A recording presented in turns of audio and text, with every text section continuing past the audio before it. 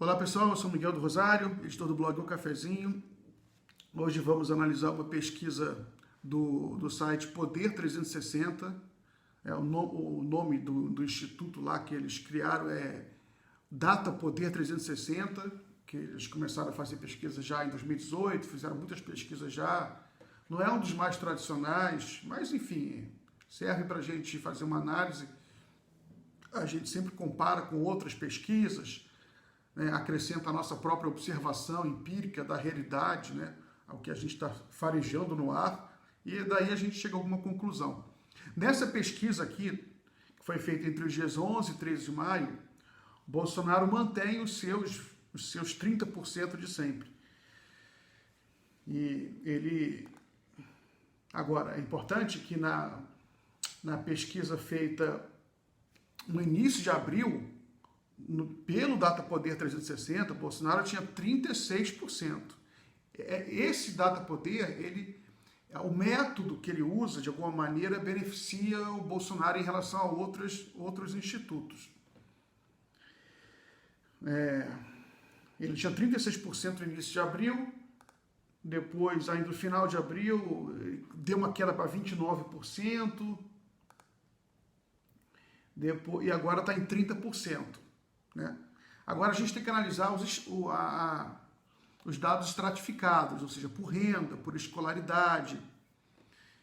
Enfim, o que as pessoas querem saber é se Bolsonaro está caindo ou não, se ele está perdendo força ou não, né? Porque as pessoas estão vendo que ele está fazendo muita besteira e você tem muitos processos de impeachment, as pessoas querem, a oposição quer derrubar o Bolsonaro por causa que entende que ele é um criminoso. Né? Eu partilho dessa opinião. Eu acho também que é a hora dele dar adeus. Enfim, ele mantém os seus 30% hoje.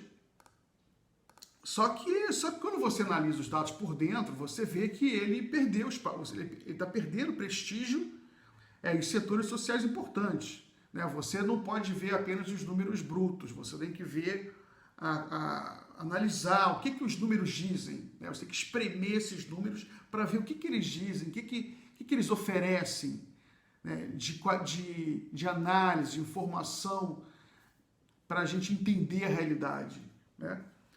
Primeiramente, eu acho que a gente tem que entender o seguinte, que numa crise dessas proporções que a gente está vivendo do coronavírus, que é semelhante em alguns aspectos a uma guerra, você tem uma tendência de setores da população a se voltarem para as autoridades, a apoiarem as autoridades.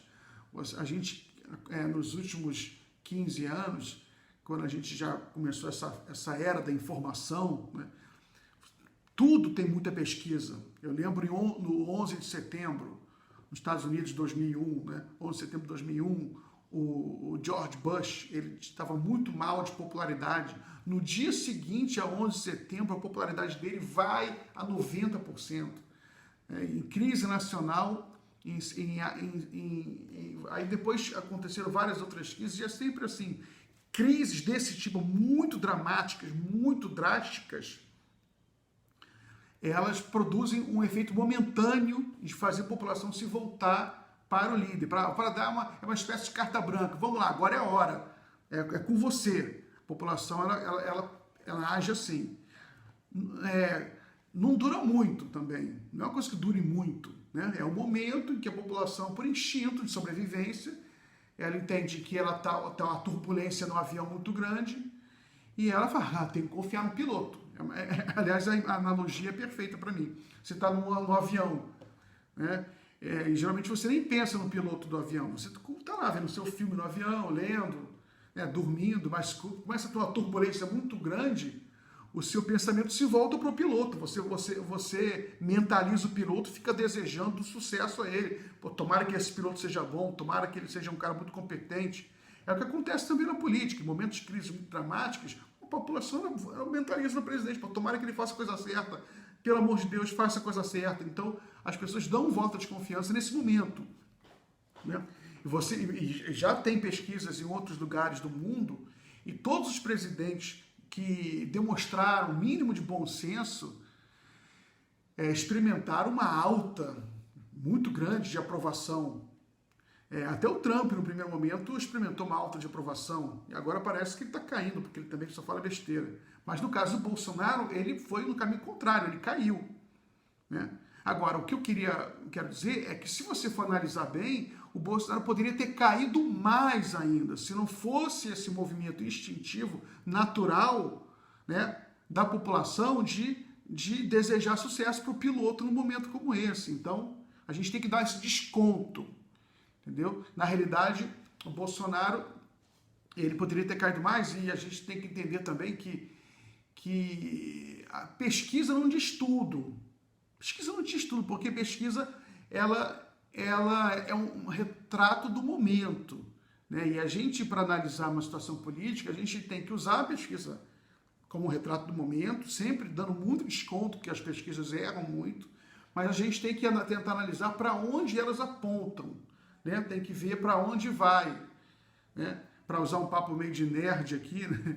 Mas tem que usar o princípio da incerteza da física quântica. Você não consegue ver o elétron, onde ele está, e ver para onde ele está indo, né? É o princípio da incerteza, você não permite ver as duas coisas ao mesmo tempo. Então você tem que fazer uma conjectura, você tem que criar uma nuvem de probabilidade, né? Para onde vai o Bolsonaro, para onde vai a política. Então vamos aqui à análise, né? O Bolsonaro, como eu já falei, ele mantém aqui seus 30%. Nessa pesquisa aqui, nessa mesma pesquisa, ele tinha 36% no início de abril. Agora ele tem 30% aqui. Só que, se você vai olhar alguns recortes importantes, por exemplo, eu gosto de olhar escolaridade e renda. Eu gosto de olhar isso porque, para mim, me diz mais até, às vezes até mais do que região. Porque no Nordeste, no Sudeste, você também tem diferenças brutais ali, dependendo da renda da pessoa, né? Mas também vamos olhar um pouco a região. Também tem algumas coisas interessantes por região. Mas vamos ver primeiramente por escolaridade. Eu gosto de ver muito o ensino médio. Porque a coluna de ensino superior também eu acho interessante, só que como o percentual no Brasil, infelizmente, é baixo de pessoas com ensino superior, tem muita distorção na pesquisa. Porque é pouca gente entrevistada, então varia muito de uma pesquisa para outra, né? Mas, enfim, também eu tenho dado interessante aqui. Então, vamos lá. Você tem quatro níveis de instrução, né? Nunca frequentou a escola, fundamental, médio e superior, né? Vamos começar de cima para baixo, nível superior. Nível superior, Bolsonaro tem 31% de aprovação. Beleza, não é baixo. Quanto é que ele tinha antes, né? Ele tinha antes, 15 dias antes, o Bolsonaro tinha 22% de aprovação, ele aumentou. Só que não se espantem com esse aumento, como eu falei, essas variações dentro de uma coluna só, elas são oscilações da própria pesquisa, né? O Bolsonaro está caindo bastante como a gente vai ver, por exemplo, no número de reprovação. O Bolsonaro tem 50% de ruim péssimo nessa pesquisa aqui, né, entre pessoas com nível superior, 50%. Né? Tem 31% de bom e ótimo, mais 50% de ruim péssimo. Aí por aí você vê que ele não está bem nessa coluna. E há 15 dias atrás, ele tinha 58% de ruim péssimo. Não quer dizer que ele melhorou aqui, porque na oscilação, né, ele oscilou. Mas, por exemplo, se você vê há um mês atrás, aqui, ó, um mês atrás, ele tinha 54% de ruim péssimo. Então ele está oscilando, ele está mal entre quem tem ensino superior. E que ensino médio? Ensino médio é mais importante ainda, esse que eu quero prestar mais atenção. Ensino médio, hoje o Bolsonaro, ele tem 27% de ótimo e bom e 39% de ruim e péssimo. Como o ensino médio é mais gente, né, então as distorções de uma pesquisa para outra, né, de um período para outro, são menores. né? As médias são mais estáveis. E aqui, nessa coluna de ensino médio, Bolsonaro está com a pior nota da sua história, do histórico dessa pesquisa aqui do Poder 360. Há 15 dias atrás, nessa pesquisa aqui, Bolsonaro tinha 36% de ruim e péssimo, 15 dias atrás, e ao mês 37% de ruim e péssimo. Agora ele está com 39%. Mesma coisa com bom e ótimo também, está com 27% de bom e ótimo agora, e tinha, há um mês atrás, 34%, e 15 dias atrás, 30%. Então ele está caindo. Esses movimentos de queda de popularidade, às vezes são bruscos. A Dilma experimentou uma queda muito brusca, por exemplo, depois de 2013. Mas, em geral, não são tão bruscos. Em geral, eles são graduais. Por isso que a gente tem que ver a tendência, né? E no caso da crise do Covid, a gente tem que dar um desconto por aquilo que eu falei, que é o instinto natural, de você olhar para o piloto e mentalizar e desejar sucesso ao piloto. Só que você vê que entre as classes mais instruídas, isso é importante, a gente vê isso, né? Não por preconceito contra as classes não instruídas, mas é porque essas classes instruídas, elas são a voz das redes sociais, né? Quem tem ensino médio para cima. Elas são a voz, elas formam a hegemonia moral e política das redes sociais. Então, elas ditam o caminho. Por isso que é importante estudar, fazer o ensino médio, porque você se torna uma pequena autoridade na rede social quando você tem um pouquinho mais de instrução. Isso aí é muito importante. Bolsonaro está perdendo aprovação nesse setor. Ele se elegeu nesse setor aqui. Se você pegar o percentual de voto do Bolsonaro entre pessoas com ensino médio e pessoas com ensino superior, aqui que era o núcleo dele. Inclusive, na minha análise, eu falo que o grande erro da esquerda foi achar que poderia governar e depois ganhar a eleição só com o voto do povão analfabeto. Não, esquerda tem que ter voto dos instruídos. Por causa que, sobretudo a esquerda, porque a esquerda ela tem uma ideologia que vai na contramão do capitalismo. E se ela vai na contramão do capitalismo, ela tem que contrapor a força do capital, né? Ela tem que contrapor isso à inteligência. A inteligência da humana. É uma luta do homem contra a máquina. Toda eleição, hoje em dia, de certa maneira, é uma luta do homem contra a máquina.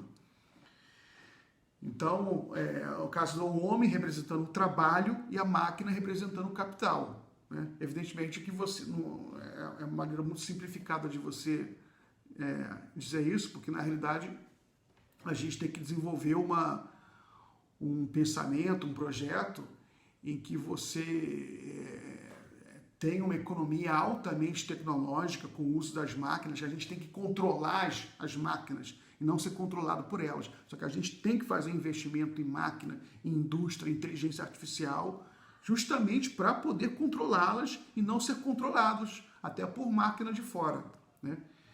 Então, Bolsonaro está perdendo apoio aqui entre as classes mais instruídas. É uma queda gradual, mais firme, né? E se você analisar, fazer uma observação empírica, olhar ao seu redor, né? Olhar os panelaços na classe média, né?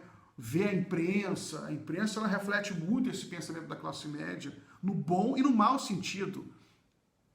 A gente vê como o Bolsonaro está perdendo um apoio que foi fundamental para ele, né? Porque é um apoio que lhe garante hegemonia nas redes sociais.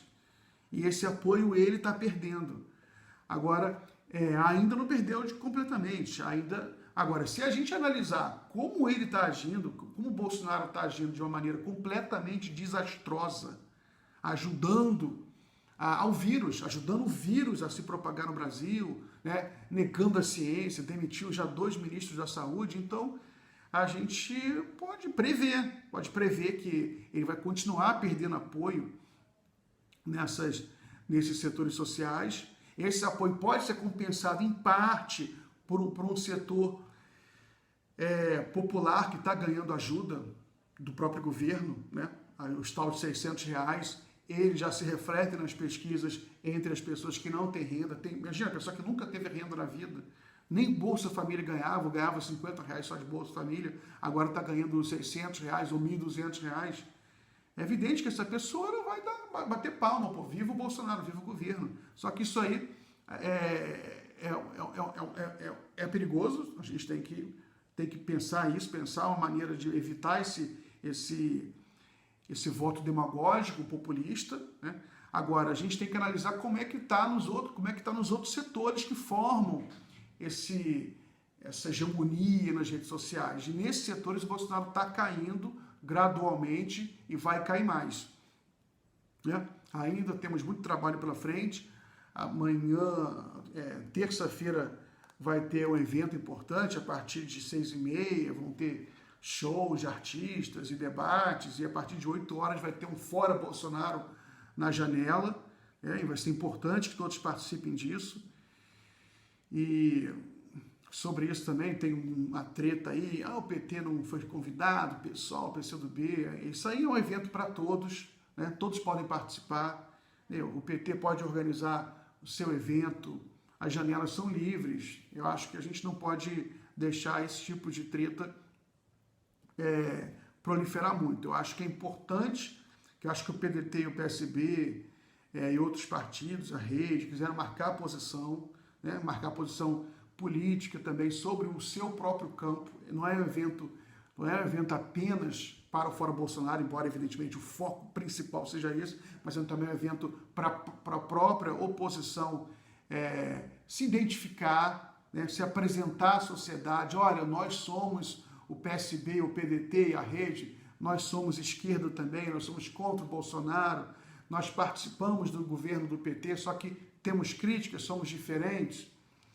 Isso aí, muitas vezes o pessoal do PT fica muito irritado, até o Paulo Pimenta entrou agredindo aí essa manifestação, só que é importante que isso aconteça, é importante que haja essa proposta alternativa, até para a gente medir temperatura, ver, será que porque, né, isso parte da análise que o PT faz parte do problema, por causa do antipetismo, que, segundo essa tese, elegeu o Bolsonaro, ajudou a eleger o Bolsonaro. Essa tese é uma tese que é praticamente hegemônica, e que o antipetismo contribuiu muito para eleger o Bolsonaro. Só que não é consensual. O próprio PT acha que não foi o antipetismo que elegeu o Bolsonaro. Então, a formação de um campo alternativo ao PT é importante também para a gente colocar à prova essa narrativa, né? Então é isso aí, pessoal. Obrigado aí pela atenção. Até amanhã.